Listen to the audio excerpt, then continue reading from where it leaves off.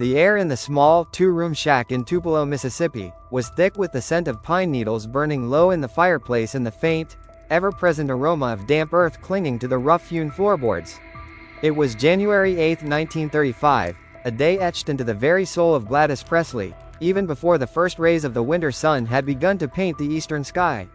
The wind, a mournful whisper through the cracks in the walls, seemed to carry a premonition, a quiet hum that settled deep in the bones.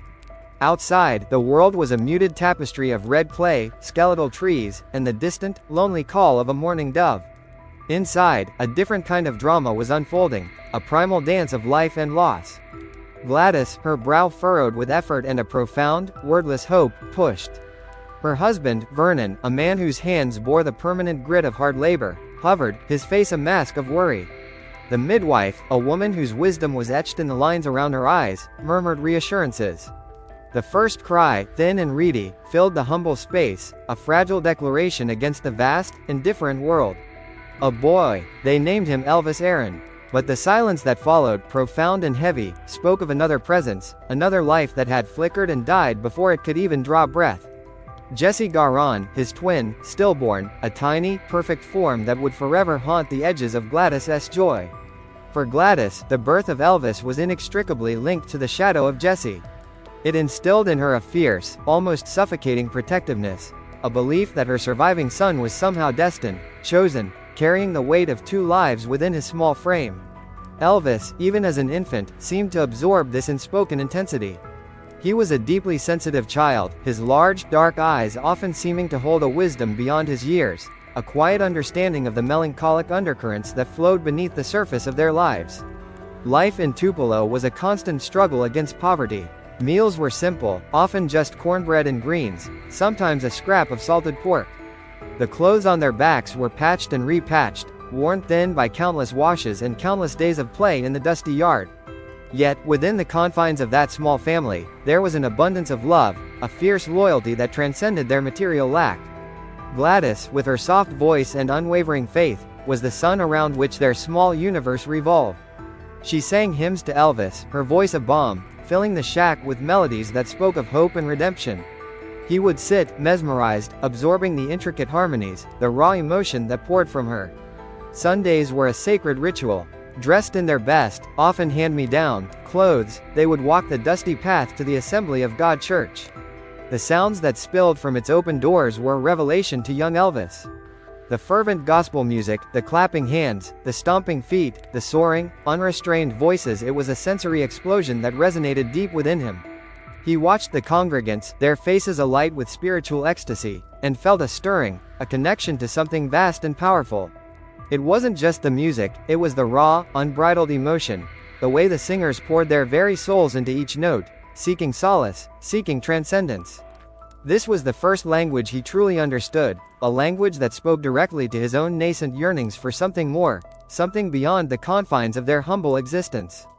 Beyond the church, the sounds of the American South seeped into his consciousness. The blues, raw and mournful, drifted from the juke joints down by the railroad tracks, carried on the humid night air. Field hollers, rhythmic and weary, echoed from distant cotton fields. These were the voices of a people who knew hardship, who found expression and release in their music. Elvis, a quiet observer, absorbed it all, a sponge soaking up the diverse sonic landscape of his birthplace. He hummed along, sometimes unconsciously, his small body swaying to rhythms he couldn't yet articulate, but which already resonated deep within his bones. The yearning for expression, for a way to channel the profound emotions he felt, was already beginning to stir. He was a child of the dust, the gospel, and the blues, a quiet, sensitive boy with a destiny that was slowly, inexorably, beginning to unfurl. By the time Elvis was 11, the limitations of Tupelo had become stark. Vernon, despite his diligent efforts, struggled to find steady work, and the family often teetered on the brink of destitution. The dream of a better life, a life free from the constant gnawing worry of hunger and eviction, propelled them northward, towards the bustling promise of Memphis, Tennessee. The journey itself, in their battered old sedan, was a passage from one world to another. The familiar red clay roads of Mississippi slowly gave way to paved streets, the fields replaced by an increasing density of houses and storefronts. Memphis, in 1948, was a revelation, a vibrant, sprawling metropolis that pulsed with a different kind of energy. For Elvis, accustomed to the quiet rhythms of rural Tupelo, it was an overwhelming sensory assault. The air itself felt different, thicker, carrying the mingled scents of exhaust fumes, barbecue smoke, and the distant, metallic tang of the Mississippi River. The cacophony of city life replaced the chirping crickets and rustling leaves. The clatter of trolleys, the insistent honk of car horns, the distant wail of a train, and, most importantly, the endless, intoxicating symphony of music that seemed to pour from every open door and window. They settled into a small, shotgun house on Poplar Avenue, then into public housing projects, each dwelling a step up, but still far from comfortable. The transition was not easy for young Elvis. He was an awkward, intensely shy teenager, his country manners and thrift store clothes making him an easy target for the more sophisticated city kids. He retreated further into himself, finding solace in the quiet corners of his mind, but his inner world was anything but quiet. It was a swirling vortex of sounds and melodies, a burgeoning musical compulsion that demanded an outlet. Beale Street was a magnet, a siren song that pulled him in. He would walk its length, sometimes alone, sometimes with a friend, his eyes wide, his ears attuned to every nuance. Here, the raw, unadulterated blues wailed from dimly lit clubs, the guitars crying out stories of heartbreak and resilience. The sophisticated, brassy sounds of jazz drifted from more upscale establishments. And always, the gospel, vibrant and powerful, resonated from storefront churches. He absorbed it all, a silent student in the greatest music school in the world. He saw the way the musicians moved, the way they connected with their audiences, the almost spiritual trance they entered when the music took hold. It was Gladys, ever perceptive, who recognized the deep yearning within her son. For his 11th birthday, she bought him his first guitar from a hardware store for $12.95. It was a cheap, battered instrument, but in Elvis's hands, it became a key, unlocking the floodgates of his inner world. He would retreat to his bedroom, sometimes the bathroom, anywhere he could find a sliver of privacy, and practice for hours. His fingers, initially clumsy, slowly learned to coax melodies from the strings.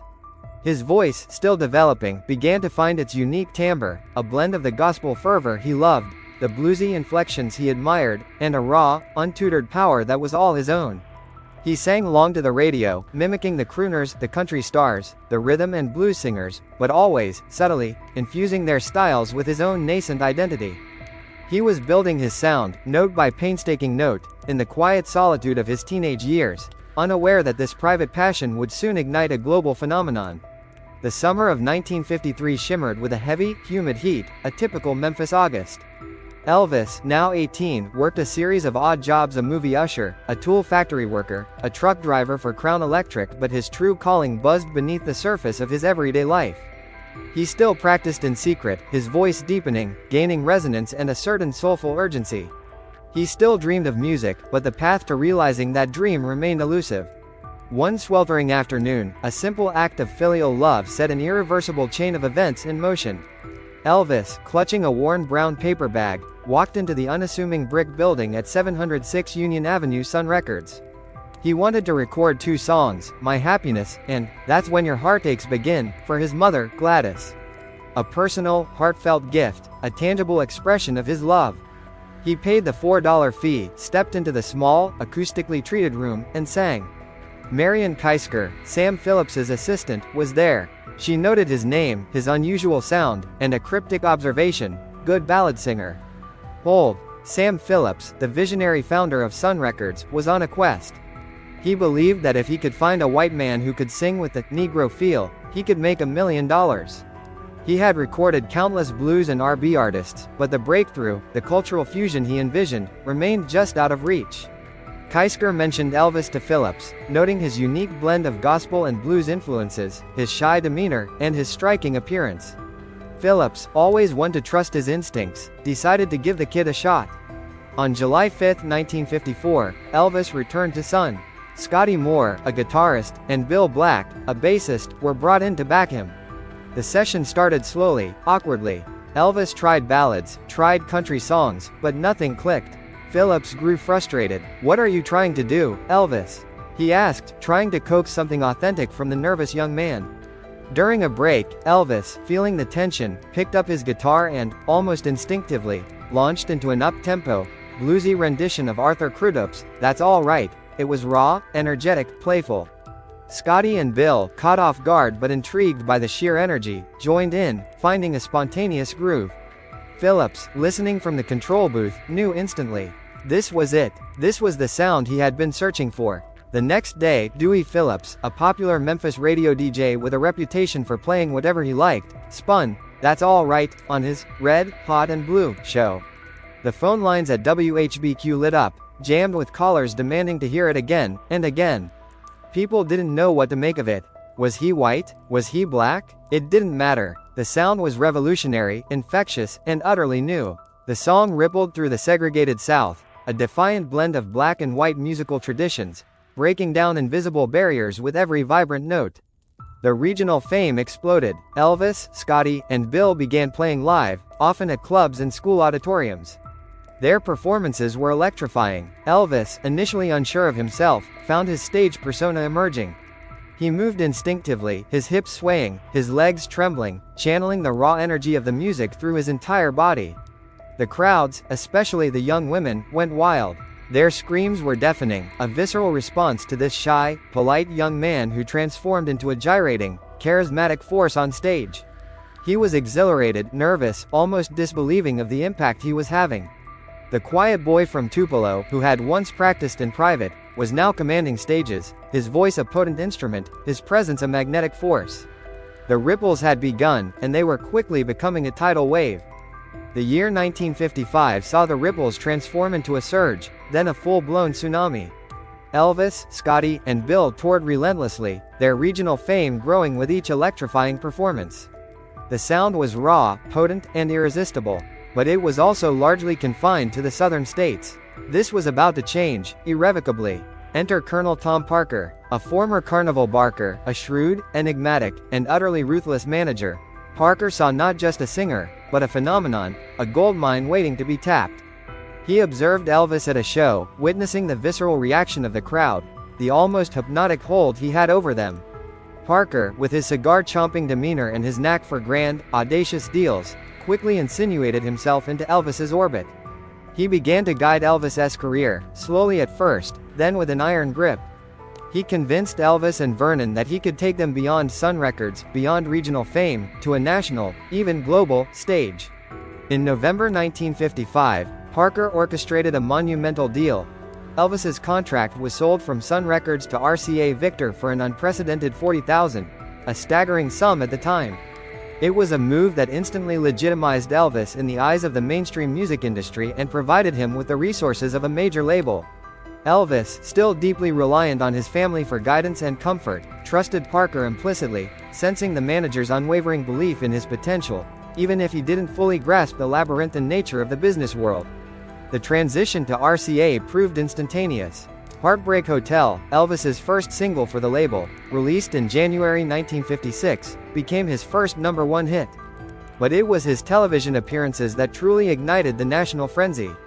His debut on Stage Show in January, followed by multiple appearances, and then the infamous Ed Sullivan Show in September, catapulted him into superstardom. The camera loved him, and he, in turn, seemed to wrestle with the camera, his shyness battling with an explosive, innate charisma. His provocative stage presence, the gyrating hips, the snarling lip, the raw, sexual energy sent shockwaves across the nation. Teenagers screamed, fainted, and fell instantly in love. Parents, preachers, and moral guardians, however, were horrified.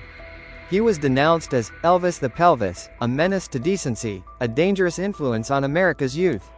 His rebellion, whether conscious or instinctive, was seen as a threat to the established order.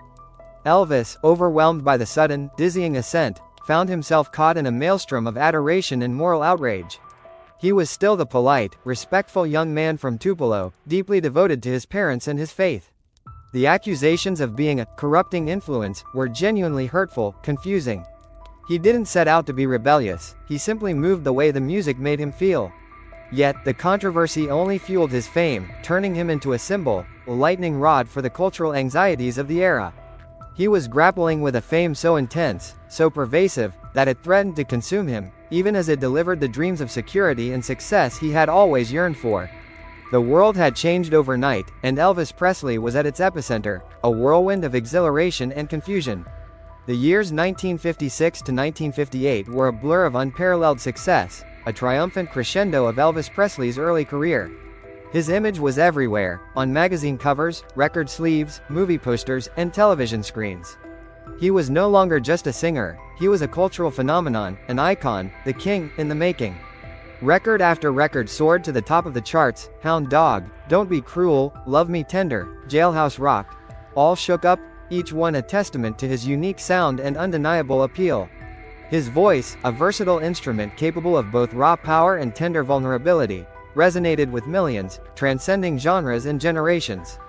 Colonel Parker, ever the shrewd architect, steered Elvis into Hollywood, recognizing the immense potential of the burgeoning film industry. His first film, Love Me Tender, saw him playing a dramatic role, culminating in his character's death, a shocking move for his legions of fans. Subsequent films, like Jailhouse Rock and King Creole, showcased his burgeoning acting talent and, more importantly, provided a vehicle for his music to reach an even wider audience. He was a natural in front of the camera, his shy charm translating effortlessly into magnetic screen presence. Hollywood embraced him, and he, in turn, found a new avenue for his creative energy, even if the scripts were often formulaic, designed primarily to capitalize on his star power.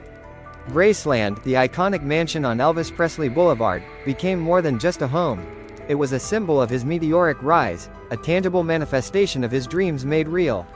He bought it in 1957 for his parents, a grand gesture of gratitude and devotion. It became his sanctuary, a place where he could escape the relentless glare of public life, surrounded by his beloved family and his growing entourage of friends, the nascent Memphis Mafia. He filled it with gifts for his parents, cars, and all the accoutrements of superstardom, yet beneath the glitz, he remained grounded, deeply rooted in the values Gladys and Vernon had instilled in him. He was proud to provide for them, to lift them out of the poverty they had endured for so long. But even at the zenith of his early career, a sense of impending change loomed.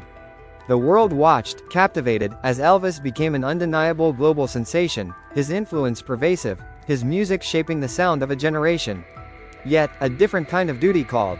In December 1957, the announcement came: Elvis Presley, the king of rock and roll, was to be inducted into the United States Army. The news sent shockwaves through his fanbase. For many, it felt like an abrupt pause, a forced interruption in the dazzling trajectory of his career.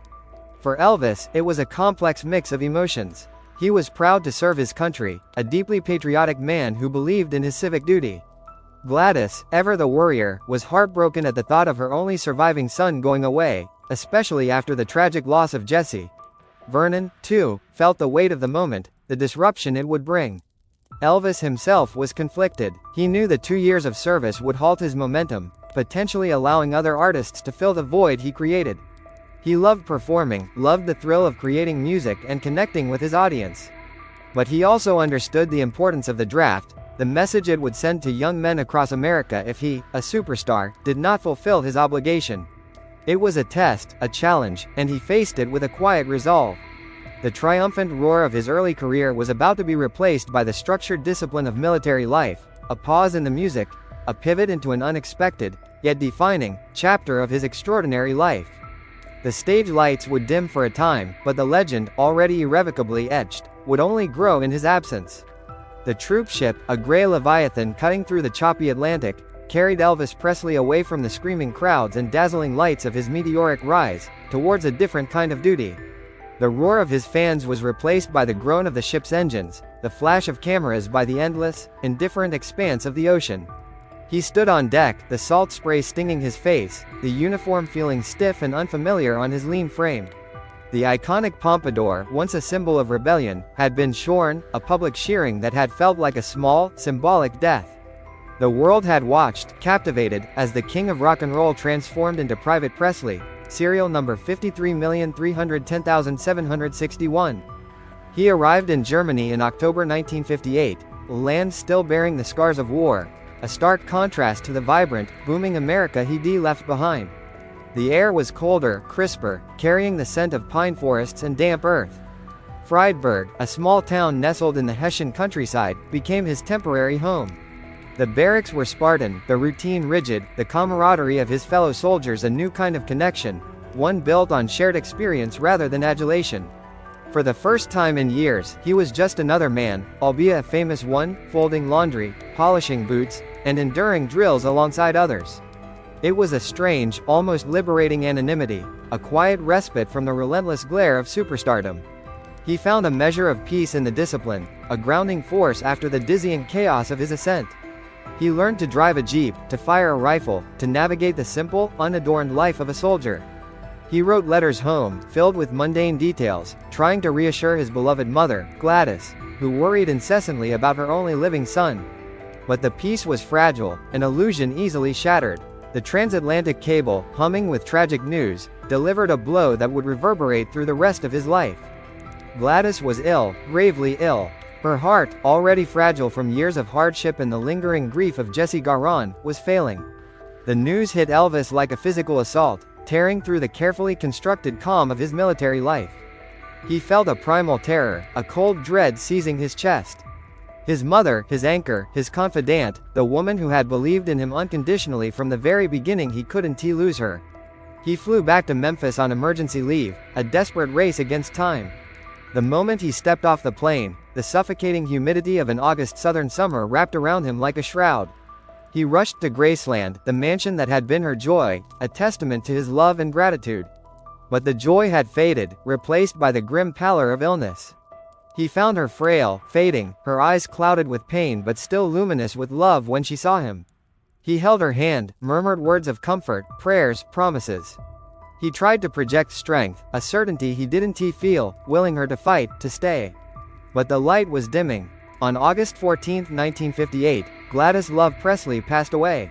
She was only 46. The world stopped. For Elvis, it was as if a vital organ had been ripped from his chest. The grief was raw, agonizing, a howl torn from the deepest part of his soul. He clung to her coffin, sobbing uncontrollably, his famous face contorted in a mask of unbearable pain. "Mama, please don't leave me," he pleaded, his voice hoarse, broken. He felt Jesse's ghost loom larger, the double loss now a gaping wound. He was an only child again, but without the one person who had truly understood him, truly loved him without condition. The structured discipline of the army, the new connections he forged, all crumbled in the face of this profound, irreplaceable loss. He was adrift, unmoored, haunted by the memory of her laughter, her quiet strength, her unwavering faith. His return to Germany was shrouded in a profound, lingering sadness. The barracks, once a place of quiet respite, now felt desolate. The world seemed muted, colors dulled, sounds muffled by the veil of his sorrow. He carried a deep, aching void within him, a constant ache that no amount of fame or fortune could ever fill. He sought solace in new connections, in the quiet companionship of friends, in anything that could distract him from the crushing weight of his grief. It was during this period, in the autumn of 1959, that he met Priscilla Ann Beaulieu. She was just 14, a delicate, dark-haired girl, the stepdaughter of an Air Force officer stationed at the same base. She was young, innocent, and captivated by the lonely, famous soldier who carried a palpable sadness in his eyes. For Elvis, Priscilla represented a fresh start, a chance to nurture something pure, something untouched by the complexities of his public life or the shadow of his loss. She listened to him, understood his quiet moments, and offered a gentle companionship.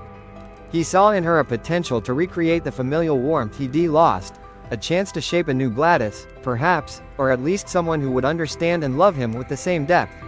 He was mature, yet vulnerable, seeking comfort, a connection that could help mend the gaping wound in his heart.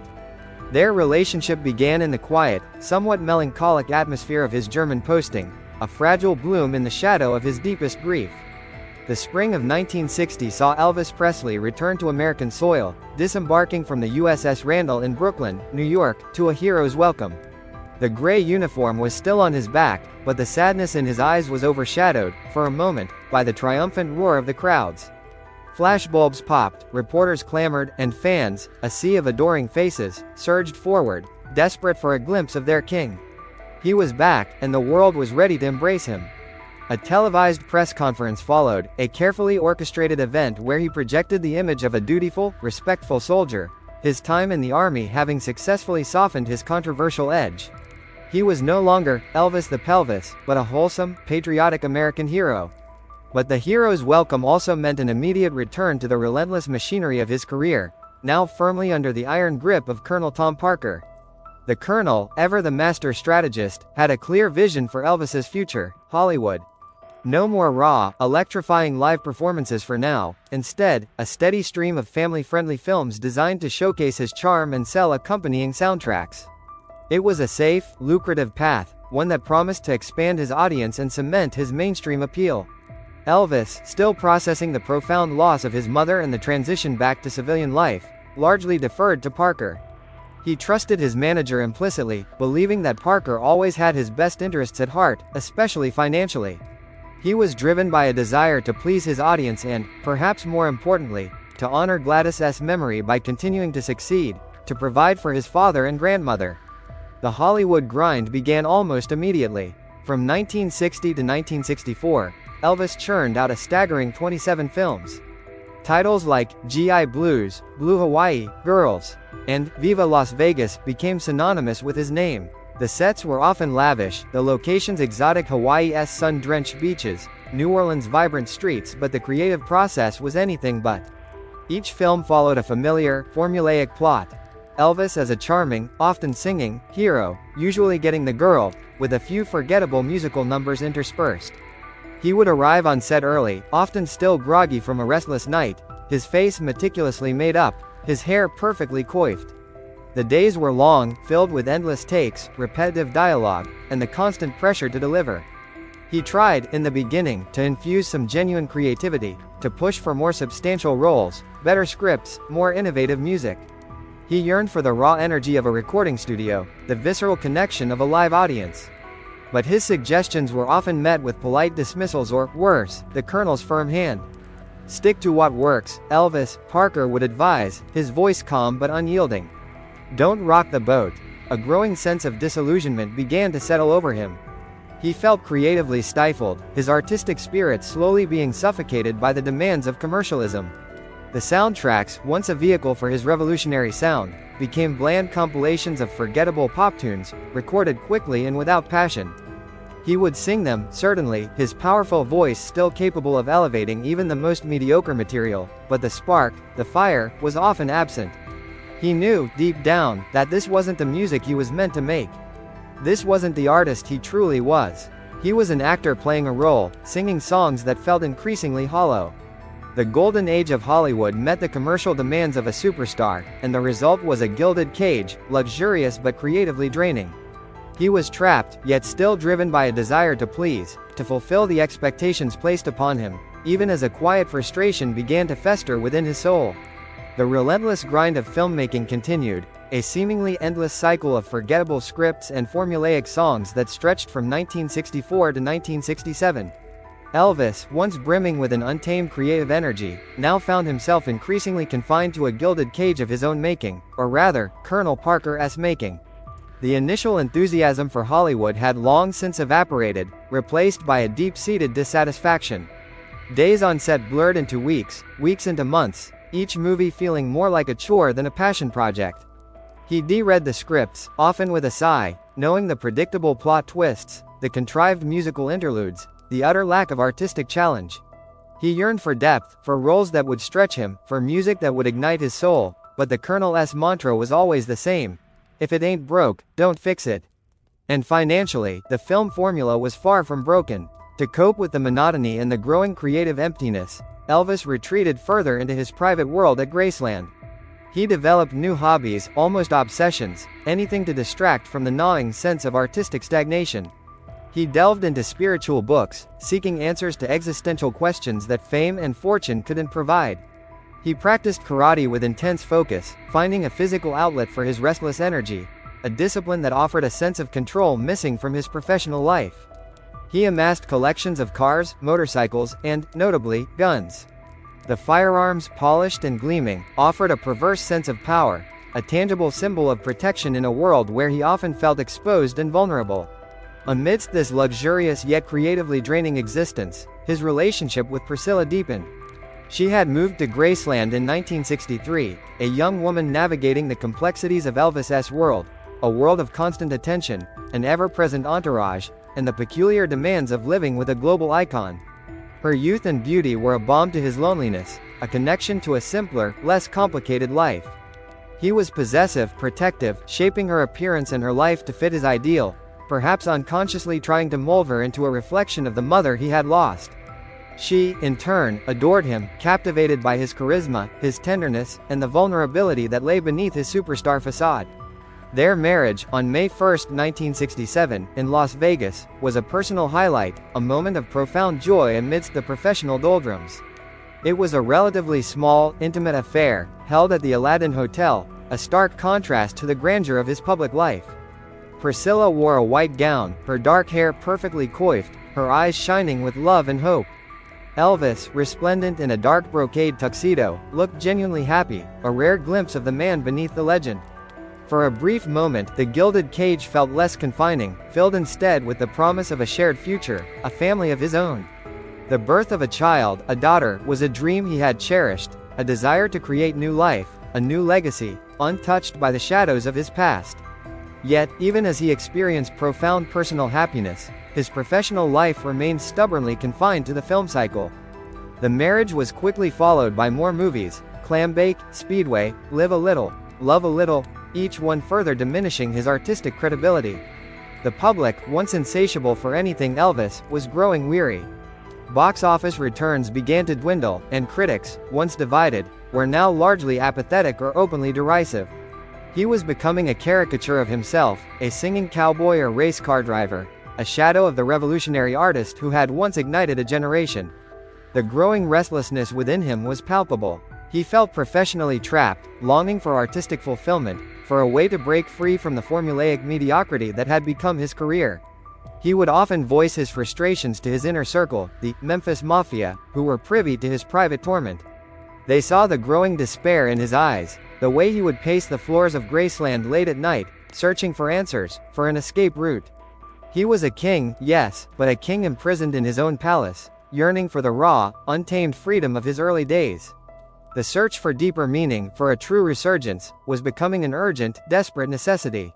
The arrival of Lisa Marie Presley on February 1, 1968, was a profound, transformative event for Elvis. The moment he held his newborn daughter, a tiny, perfect bundle of life, something within him shifted.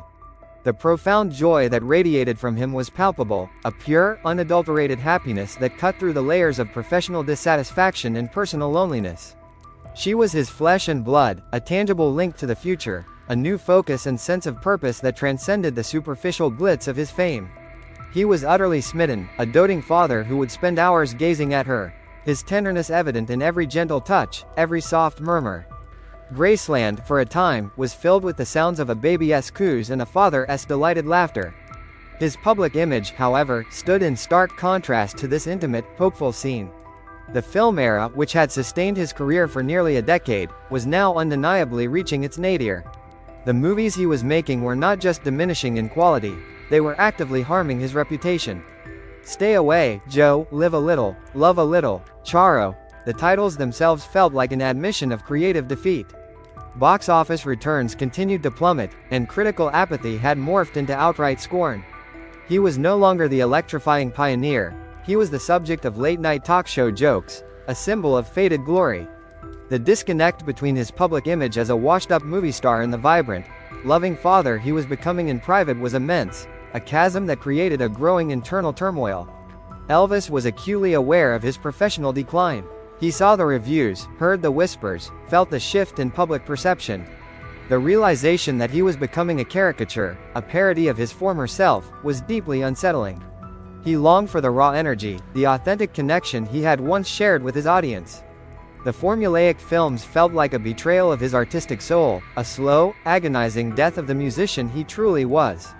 He knew, with a certainty that gnawed at him, that a radical shift was needed, a desperate attempt to reclaim his identity as a performer, to prove to himself and the world that the king still had fire in his belly. The idea for a television special began to coalesce, initially conceived by Colonel Parker as a harmless Christmas program, a gentle, festive offering. But Elvis, fueled by the birth of his daughter and the burning desire for artistic redemption, saw it as something much more. He envisioned a return to his roots, a raw, unadulterated performance that would strip away the Hollywood artifice and reveal the true Elvis Presley. He fought with Parker, a rare but intense confrontation, pushing for a live audience, for a band, for a chance to simply sing. He wanted to feel the energy, to connect, to remind everyone, including himself, of the power he possessed. The pressure leading up to the taping of the '68 comeback special was immense. It was all or nothing. His career, his legacy, felt like they hung in the balance. He threw himself into rehearsals with a renewed vigor, a creative hunger he hadn't felt in years. He reunited with Scotty Moore and DJ Fontana, his original bandmates, and the chemistry was electric, a spark reigniting forgotten fires. He spent hours practicing, his voice finding its power again, shaking off the rust of years spent crooning in movies. He was focused, determined, driven by a desperate need to prove himself. On June 27, 1968, Elvis stepped onto a small, intimate stage at NBC Studios in Burbank, California. The setting was stripped down, raw, just Elvis and his guitar, surrounded by a small, adoring audience. He wore a sleek, black leather suit, a defiant statement, a visual rejection of the rhinestone-studded movie costumes. The atmosphere was charged, electric, a palpable sense of anticipation hanging in the air. He launched into his old hits, Heartbreak Hotel, Hound Dog, Jailhouse Rock, but they sounded new, infused with a raw, bluesy energy, a passionate intensity that had been missing for years. His voice, rich and powerful, filled the room, his body moving with an instinctive, primal rhythm. The camera loved him, capturing every nuance of his expressive face, every tremor of his iconic movements. He bantered with the audience, told stories, laughed, and sang with an unbridled joy and intensity. It was a phoenix rising from the ashes, a legend reclaiming his throne. The world watched, captivated, as Elvis Presley, the king, proved he was still a force to be reckoned with. The reviews were rapturous, the ratings astronomical. It was a triumphant return, a moment of profound redemption that reignited his passion for live performance. But beneath the triumph, a subtle, ominous undercurrent had begun to manifest. The pressure of such a monumental comeback, the exhaustion of intense rehearsals and performances, the sheer emotional weight of proving himself again, it all took a toll. He had started to rely on various medications, initially prescribed by Dr. George Nichopoulos, his personal physician, to manage the demands. A pill to sleep after the adrenaline of a performance, another to wake up, one for anxiety, another for the aches and pains that came with relentless touring. It began innocently, almost imperceptibly, a seemingly harmless aid to cope with the superhuman demands of his life. The '68 comeback special was a monumental victory, a testament to his enduring talent and charisma, but it also marked the quiet, insidious beginning of a reliance that would, in time, consume him. The phoenix had risen, but not without a hidden price. The triumphant roar of the '68 comeback special still echoed in the hallowed halls of NBC, a fresh, invigorating sound that had swept away the dust of a decade of Hollywood mediocrity. Elvis, invigorated, had tasted the pure, unadulterated joy of live performance once more, felt the raw, electric connection with an audience that truly understood him. The black leather suit, a defiant statement of intent, was now a symbol of his artistic resurrection. But the phoenix, having risen from the ashes, carried with it a subtle, insidious burden. The relentless demands of the comeback, the brutal schedule, the sheer emotional weight of proving himself anew, had left him profoundly exhausted. It was a weariness that seeped into his bones, a constant hum beneath the surface of his exhilaration. Dr. Nichopoulos, ever present, had offered solace in the form of small, white pills, a gentle nudge to sleep after the adrenaline-fueled performances, a subtle lift to face the next day. It began as a whisper, a seemingly harmless aid, an invisible crutch in the dizzying ascent back to the pinnacle. As the calendar turned to 1969, a new chapter unfolded, one that promised even greater heights of spectacle and fame, the Las Vegas residency. Colonel Parker, ever the opportunist, had seized upon the momentum of the comeback, envisioning Elvis not just as a rock and roll star, but as the undisputed king of Las Vegas. The International Hotel, a gleaming monument to opulence in the Nevada desert, became his new kingdom. The air here was different, thinner, charged with the constant hum of slot machines, the tinkling of ice in cocktail glasses, and the distant murmur of 1,000 conversations. It smelled of stale cigarette smoke, expensive perfume, and the faint, sweet scent of desperation. Elvis arrived, his spirit still buoyed by the '68 triumph, ready to conquer this new frontier. The stage was grander, the band larger, the costumes more flamboyant. He shed the rebellious leather for elaborate, rhinestone-studded jumpsuits, creations that shimmered under the stage lights, transforming him into a dazzling, almost mythical figure. The first performances were nothing short of spectacular. He commanded the stage with an effortless charisma, his voice richer, more mature, capable of soaring ballads and guttural rock and roll shouts. The crowds, a mix of old fans and new converts, were mesmerized. They cheered, they wept, they reached out, desperate to touch the hem of his sequined garments. He was the King of Las Vegas, a title he wore with a mixture of pride and a growing sense of detachment. The exhilaration of those initial shows was intoxicating. He loved the direct connection with the audience, the roar that met his every move, the way the music vibrated through the floorboards and into his very soul. But the relentless schedule quickly began to take its toll. 2 shows a night, 7 nights a week, for weeks on end. The physical demands were immense. Each performance was a full-body experience, a sweat-drenched, emotionally draining marathon. The jumpsuits, heavy with their intricate embroidery, became a suffocating second skin under the scorching stage lights. He would finish a show, drenched and breathless, his throat raw, his muscles aching, only to face another performance a few hours later. The opulent world of Vegas, initially thrilling, began to feel increasingly isolated and artificial. His suite at the International Hotel, a sprawling, luxurious fortress high above the neon-lit strip, became his gilded cage. He was surrounded by his inner circle, the Memphis Mafia, a loyal retinue of friends, cousins, and bodyguards who catered to his every whim. They were his buffer against the outside world, his protectors, his confidants, but also, perhaps, his enablers. They lived on Elvis time, a nocturnal existence where days bled into nights, and the outside world faded into a distant, irrelevant hum. The initial joy of performance slowly gave way to the grind, the repetition, the pressure to always be on. The small pills, once a gentle aid, became a necessity. A handful to wind down after the adrenaline of the final curtain call, chasing sleep that refused to come naturally. Another handful to drag him from the deep, drug-induced slumber just hours later, to prepare him for the next performance. The cycle began, subtle at first, then more pronounced, weaving itself into the very fabric of his existence. He was increasingly lonely, despite being surrounded by people. The demands of fame, the constant scrutiny, the pressure to maintain the illusion of the invincible king, weighed heavily on him. He found himself retreating further, even within his own suite, seeking solace in late-night conversations, in the quiet companionship of his entourage, or simply in the numbing embrace of the medications.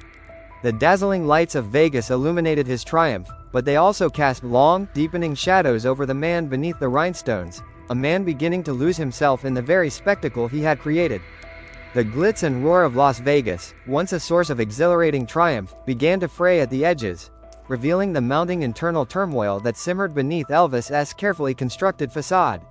By 1972, the strains on his marriage to Priscilla had become insurmountable, pulling at the delicate threads of their shared life until they snapped with a heartbreaking finality. The quiet tensions that had simmered for years, fueled by Elvis's demanding career, his nocturnal lifestyle, his controlling nature, and the almost suffocating presence of the Memphis Mafia, finally boiled over. Priscilla, no longer the innocent girl he had brought from Germany, had grown into a woman seeking her own identity, her own space, beyond the shadow of the king. The arguments grew more frequent, more intense, filling the grand halls of Graceland with a suffocating silence that was more potent than any shouted word. Elvis, despite his deep love for her and their daughter, Lisa Marie, was unable to change, unable to break free from the patterns of his life. He was a creature of habit, of expectation, and the demands of his fame left little room for the intimacy and normalcy that Priscilla craved. The divorce, finalized in October 1973, was a public spectacle, a heartbreaking fracturing of his personal world played out on the front pages of tabloids and gossip magazines. It devastated him. Priscilla had been his anchor, his attempt at recreating the familial warmth he'd lost with Gladys. Now, that connection was severed, leaving a gaping wound in his already fragile psyche. He felt a profound sense of failure, a deep, aching loneliness that no amount of adoring fans or roaring applause could fill. His guilt was immense, a heavy cloak that settled around him, reminding him of his inability to hold on to the woman he loved. This personal heartbreak, raw and unhealed, became a catalyst for a deepening dependency on prescription drugs. The relentless touring schedule continued, an exhausting carousel of hotel rooms, chartered jets, and brightly lit stages. The constant scrutiny, the endless demands on his time and energy, magnified his emotional fragility.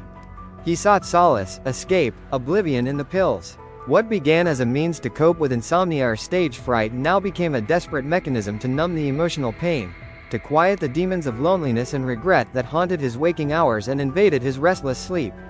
His behavior, once merely eccentric, grew increasingly erratic. He would hold court in his suite for hours, delivering rambling monologues on spirituality, conspiracies, or the state of the world, his eyes often glazed, his speech slurred. He became prone to sudden outbursts of anger, followed by periods of deep melancholy and self-pity. The Memphis Mafia, loyal to a fault, watched with growing concern, caught between their unwavering devotion to Elvis and their mounting apprehension about his deteriorating health. They saw the tremors in his hands, the increasing difficulty in focusing his gaze, the way he would sometimes slur his words even before a show. His physical health, once robust, began to noticeably deteriorate. His face, once chiseled and youthful, started to show the telltale puffiness of fluid retention. His movements, once fluid and electrifying, sometimes appeared stiff, almost labored. The glitz of Vegas, the shimmering jumpsuits, the dazzling lights, could no longer hide the growing internal turmoil, the slow, agonizing unraveling of the man beneath the legend. He was a king, yes, but a king increasingly adrift in a sea of emotional pain and chemical dependency, his psychological state becoming a precarious, unstable edifice. The world watched, enthralled by the spectacle, unaware of the silent tragedy unfolding behind the velvet ropes of his private life. From 1973 to 1975, the spectacle of Elvis Presley's concerts took on a darker, more desperate quality. The grueling touring schedule, relentless and unforgiving, continued its relentless march across America, pulling him from one city to the next, from one sterile hotel room to another. He was often visibly unwell, his body a battlefield of chronic pain, severe insomnia, and the insidious effects of heavy medication. The opulent jumpsuits, once symbols of his triumphant return, now seemed to hang heavy on his frame, sometimes stretched taut over a bloated midsection, other times almost swallowing his gaunt form. His weight fluctuated dramatically, a visible manifestation of the internal chaos. The stage, once his sanctuary, became a crucible. He would walk out under the searing heat of the spotlights, the roar of the crowd a deafening, almost alien sound. There were nights when the magic was still there, flashes of the old Elvis, charismatic and powerful, his voice soaring, his movements electrifying. But these moments became increasingly rare, interspersed with performances marred by slurred speech, forgotten lyrics, and unpredictable behavior. He would sometimes launch into rambling, incoherent monologues, chastising his band, or pontificating on obscure topics, much to the confusion of the audience. His eyes, once sparkling with mischief and connection, often appeared distant, clouded, as if peering through a thick, pharmaceutical fog. The crowds, still immense, still adoring, began to whisper. They saw the changes, the slow, tragic unraveling in the public eye. They still screamed, still bought tickets, still loved their king, but a new current of concern, even pity, began to weave through the adoration. The spectacle was still grand, but it was tinged with a profound sadness, a sense of watching a magnificent, wounded animal fight for its life. Behind the scenes, the situation was even more disturbing. His inner circle, the Memphis Mafia, bore witness to his decline firsthand, their loyalty constantly tested, torn between their unwavering devotion and their escalating concern. Joe Esposito, Jerry Schilling, Lamar Fike, they were more than employees. They were brothers, friends who had been with him since the early days. They saw the paranoia that gripped him, the way he would barricade himself in his hotel rooms, convinced of threats that weren't there. They endured his sudden, violent outbursts of anger, fueled by the medications and his own mounting despair. He would lash out, accuse them of betrayal, then moments later, shower them with expensive gifts and heartfelt apologies, trapped in a cycle of erratic behavior. They found him passed out in hotel bathrooms, his breath shallow, his body limp.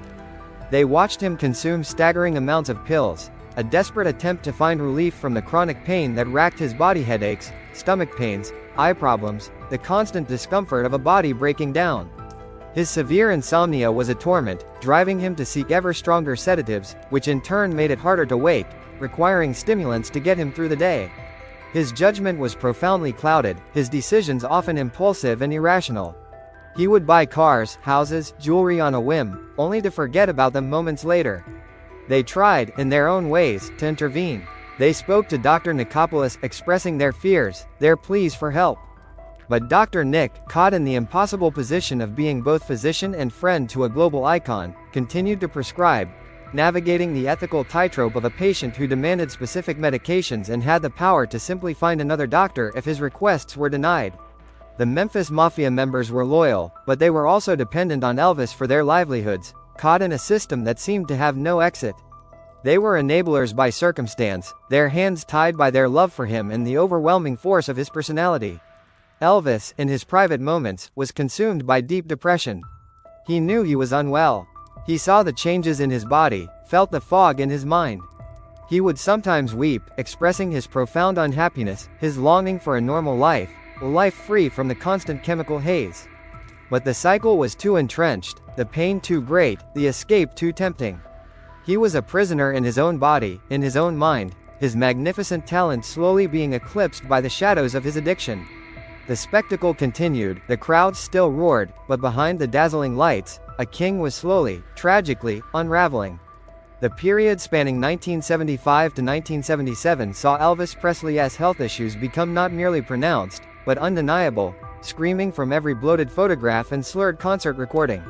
The thin veil of exhaustion, so often invoked by Colonel Parker and his inner circle to explain away Elvis's increasingly erratic behavior and physical deterioration, began to tear. Hospitalizations became more frequent, whispered about in hushed tones, then openly reported in the press. He was admitted for fatigue, for intestinal flu, for respiratory problems, but the underlying truth, a devastating polypharmacy, was an open secret among those closest to him. Graceland, once a vibrant sanctuary, now felt like a mausoleum, a luxurious prison where Elvis retreated further into himself, surrounded by the increasingly stifling atmosphere of his own decline. The grand rooms, filled with his treasures and the echoes of his past, offered no true solace. He would spend days in his bedroom suite, the drapes drawn, the television sets flickering silently, often awake for nights on end, only to crash into a drug-induced stupor for days. His reality became distorted, his paranoia deepening, manifesting in strange, dark fantasies and sudden, irrational fears. He felt hunted, observed, betrayed. Then, in the summer of 1977, the betrayal he had long feared became a brutal reality. Elvis, What Happened, exploded onto the scene, a tell-all book penned by his former bodyguards, Red West, Sonny West, and Dave Hebler. These were men who had been part of his closest circle, his childhood friends, his protectors. The book detailed, with unflinching honesty, his rampant drug use, his erratic behavior, his paranoia, his obsession with guns, and the dark underbelly of his private world. The publication shattered his carefully constructed public image, tearing down the facade of the wholesome, patriotic superstar. It was a public humiliation of the highest order, a profound wound that cut deeper than any physical ailment. Elvis was devastated, enraged, and utterly heartbroken. He felt exposed, stripped bare, his deepest vulnerabilities laid out for the world to dissect and judge. "How could they do this to me?" he reportedly cried, the pain of betrayal eclipsing even his physical discomfort. The loyalty he had so generously rewarded, the trust he had so freely given, had been irrevocably broken. The book confirmed what many had suspected, and for his legions of adoring fans, it was a bitter pill to swallow. While some turned away in disillusionment, many more rallied to his defense, refusing to believe the accusations. But for Elvis, the damage was done. He retreated even further into the suffocating confines of Graceland, his trust in almost everyone around him shattered. He became even more isolated, pushing away those who genuinely tried to help, convinced that they too might betray him. His final tours, a grim procession across the country, became a testament to his fading glory. The crowds were still there, still cheering, but the performances were increasingly difficult to watch. He was often bloated, pale, his movements stiff, his voice a shadow of its former power. He would stumble, forget lyrics, deliver rambling speeches, his once electric charisma now flickering weakly. Each concert was an act of profound courage, or perhaps, profound self-destruction, as he pushed his failing body through the motions, driven by habit, by contract, and by a desperate, fading desire to connect with the audience that had always loved him. The journey from the stage to the waiting limousine, from the roaring arena to the quiet, lonely hotel room, became a descent into deeper despair. His physical and mental health were at an all-time low. He was barely functional, a ghost of the man he once was, trapped in a cycle of pain, medication, and profound resignation. The sense of impending doom was palpable, a heavy cloak that settled over Graceland, over the stages he played, over the very air he breathed. He was a king in decline, his kingdom crumbling around him, his final act playing out on a stage too vast and too unforgiving. The summer of 1977 hung heavy and humid over Memphis, a suffocating blanket of heat that seemed to press down on Graceland. The air conditioner hummed a ceaseless, monotonous tune, a counterpoint to the quiet despair that permeated the mansion. Elvis, exhausted, in severe physical discomfort, and profoundly disoriented by the cocktail of medications coursing through his system, had returned home in the early hours of August 16 after a late-night dentist appointment.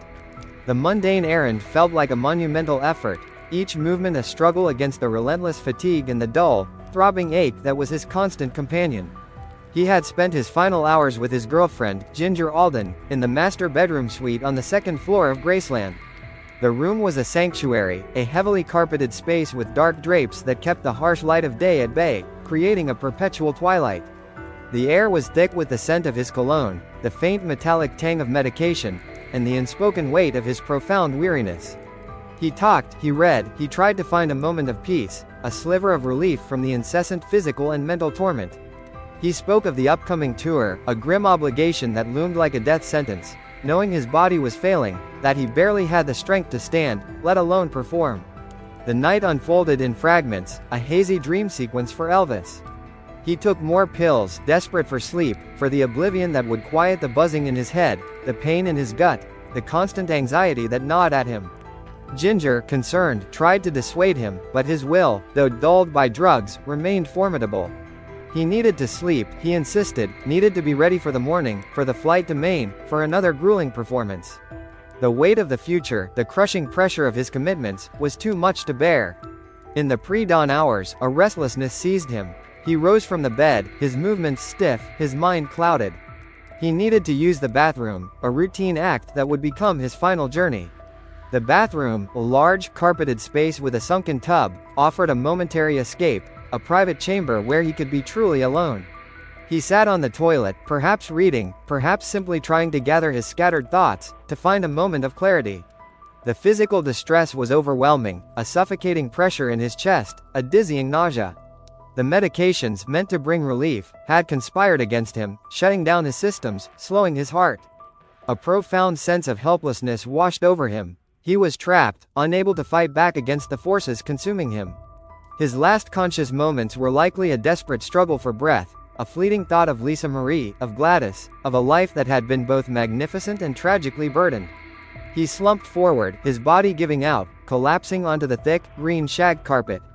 The world, for Elvis Aaron Presley, faded into an eternal, silent darkness. Hours later, as the morning light began to filter weakly through the heavy drapes, Ginger Alden awoke. She noticed Elvis hadn't returned to bed. A flicker of concern, then alarm, spurred her to action. She called out his name, a soft whisper that echoed in the quiet suite. No answer. She pushed open the bathroom door, and the sight that greeted her would be forever seared into her memory. Elvis, her king, lay motionless on the floor, his face dark, his body cold. A scream tore from her throat, raw and primal, shattering the oppressive silence of Graceland. The house erupted into frantic chaos. Joe Esposito, ever present, rushed to the scene. He found Elvis, tried to rouse him, his heart pounding with a terrible dread. He turned him over, saw the lifeless eyes, felt the cold skin. Frantic attempts at resuscitation began, desperate chest compressions, mouth to mouth, anything to coax a breath, a heartbeat, back into the unresponsive body. The air was filled with shouted commands, choked sobs, and the terrifying silence of a life slipping away. The wail of sirens pierced the morning air, a chilling soundtrack to the unfolding tragedy. An ambulance raced to Graceland, its lights flashing, casting eerie shadows on the manicured lawns. Paramedics worked feverishly, administering CPR, hooking him up to monitors, their faces grim. They loaded him onto a stretcher, carrying him out of the mansion he had loved, down the grand staircase, and into the waiting vehicle. The journey to Baptist Memorial Hospital was a desperate, futile race against time.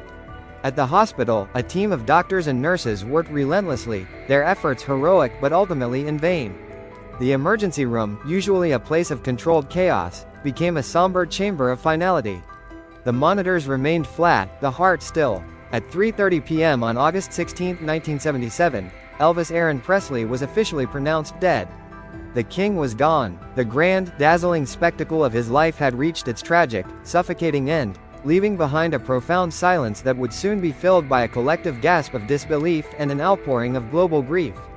The sterile air of Baptist Memorial Hospital clung to the hushed corridors, a stark contrast to the humid August morning outside. Inside, the pronouncement of death at 3 to 30 pages on August 16, 1977, had not merely ended a life, it had ripped a gaping hole in the fabric of global consciousness.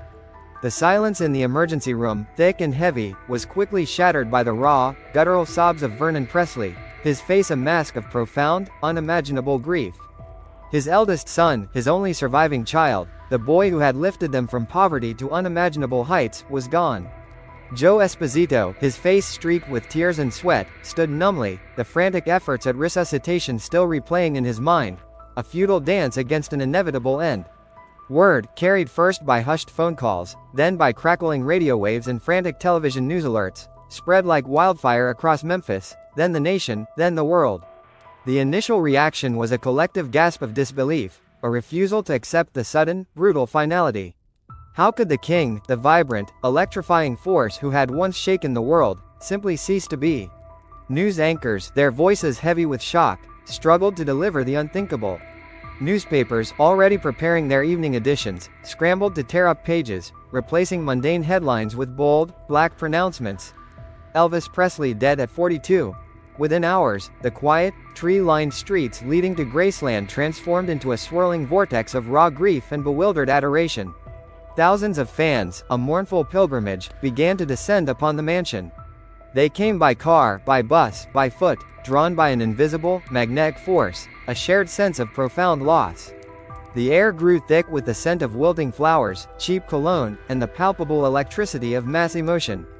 The wrought iron gates, usually a barrier, became a shrine, festooned with bouquets, handmade signs, tear-stained photographs, and desperate, scrawled messages of love and disbelief.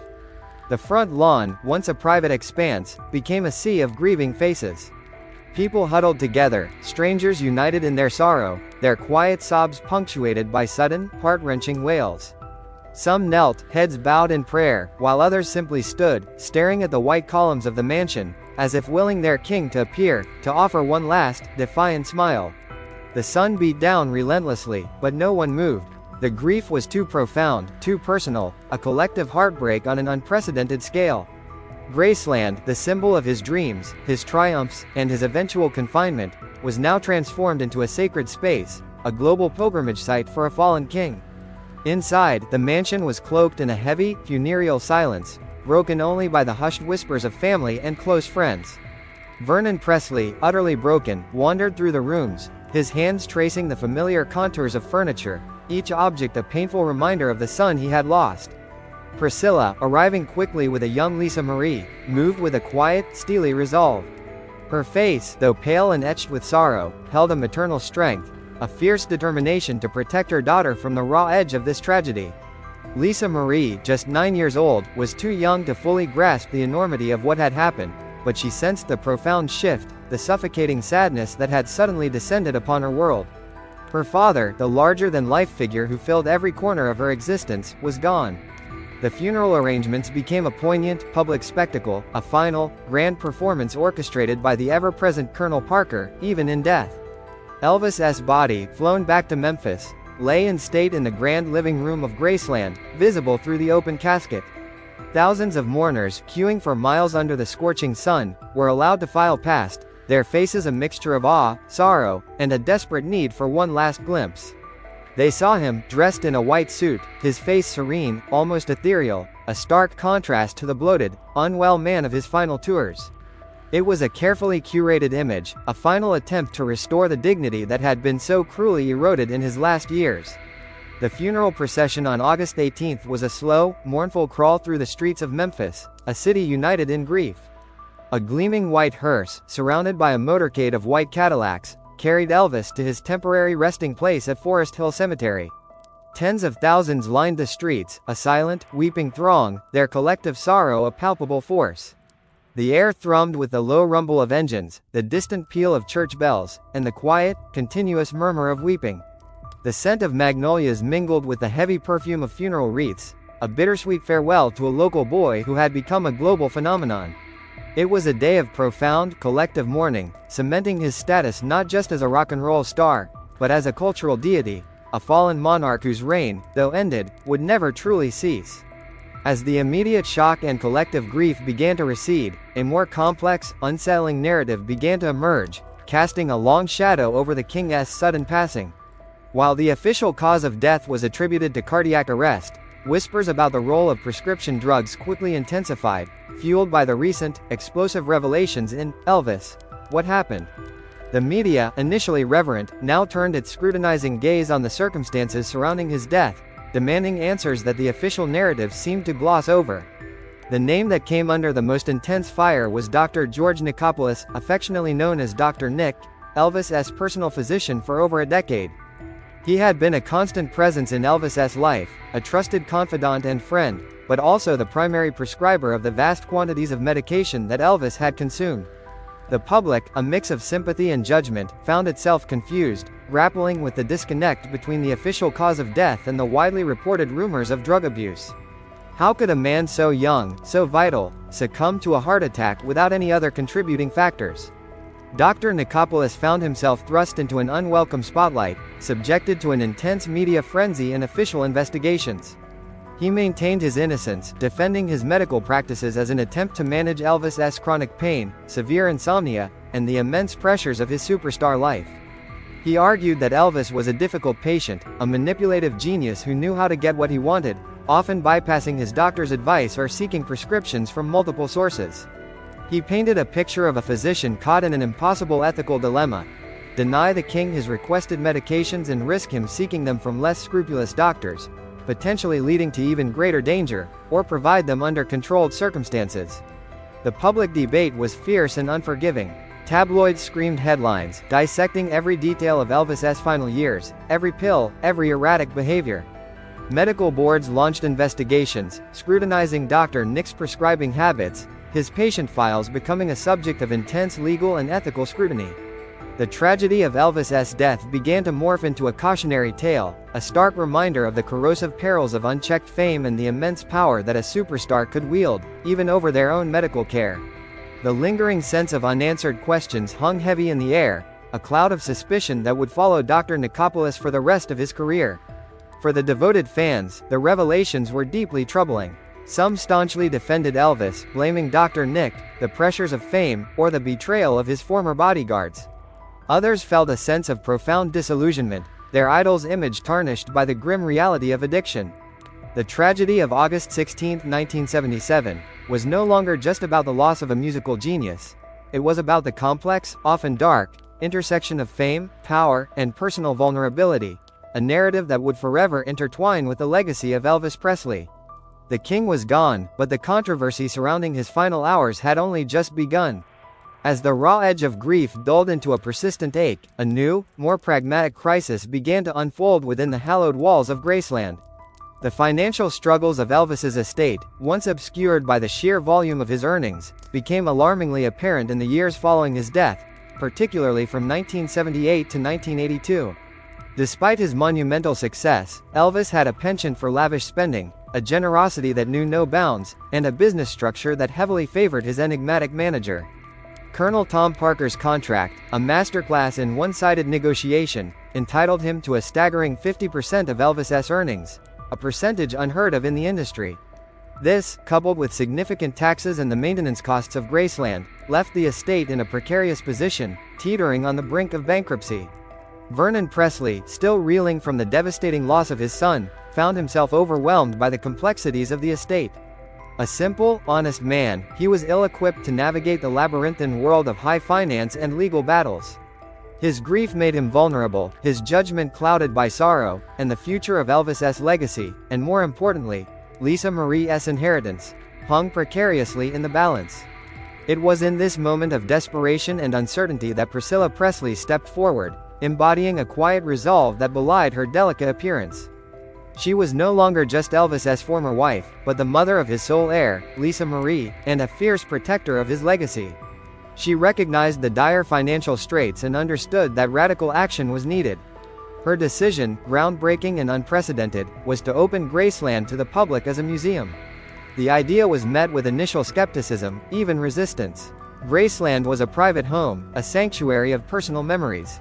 To transform it into a tourist attraction felt, to some, like a desecration, a commercialization of a sacred space. But Priscilla saw it differently. She envisioned it as a way to preserve Elvis's memory, to allow his fans a glimpse into his world, and crucially, to generate the revenue needed to secure the estate's future.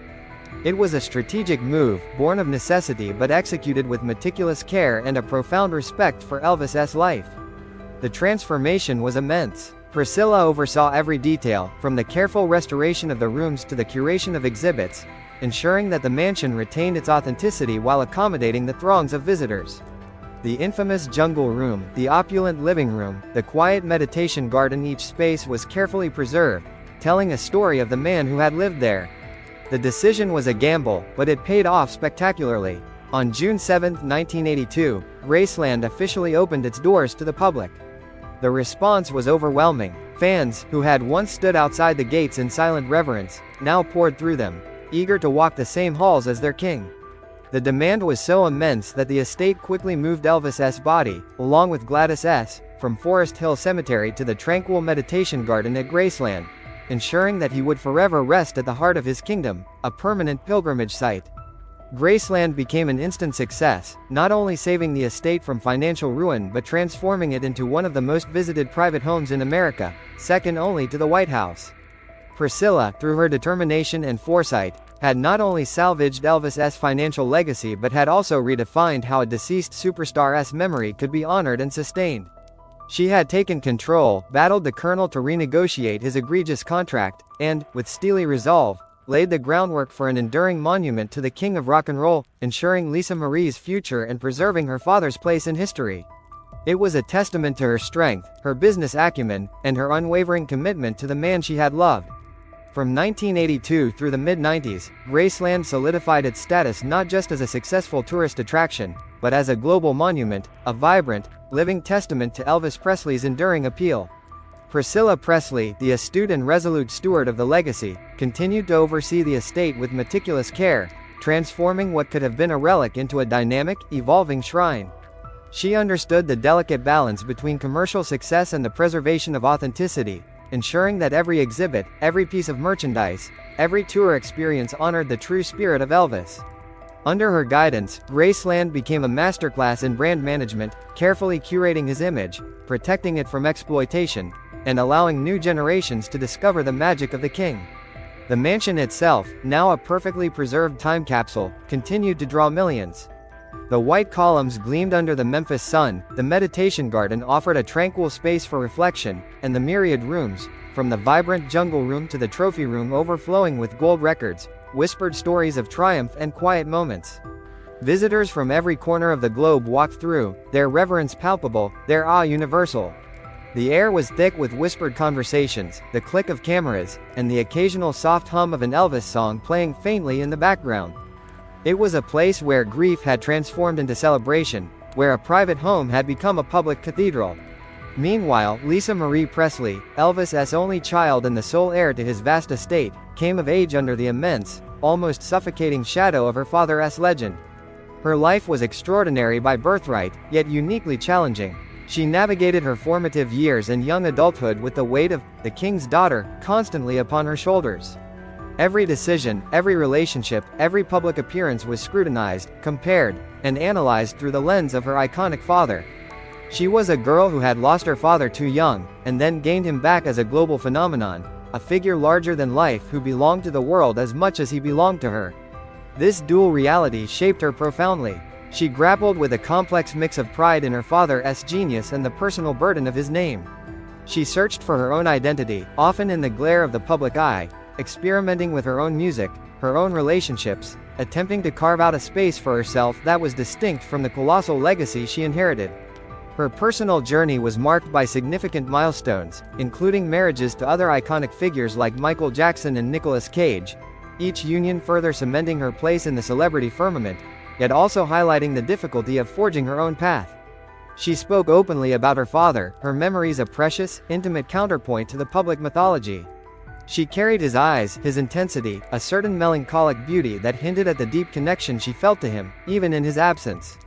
Priscilla, ever the protective mother and astute guardian of the legacy, remained a constant presence, guiding Lisa Marie through the complexities of her inheritance, both financial and emotional. Their bond, forged in the wake of Elvis's death, was deep and unwavering. Priscilla continued to be deeply connected to Elvis's memory, ensuring that his artistic vision and personal story were presented with integrity. Graceland, under her watchful eye, continued to thrive, a testament to her unwavering commitment and a beacon for fans worldwide. The King's empire, once faltering, now stood strong, a vibrant, commercially successful enterprise, meticulously built on the foundation of a father's love and a daughter's inheritance. From the dawn of the new millennium to the present day, the enduring cultural impact of Elvis Presley remains not merely significant, but truly timeless and pervasive.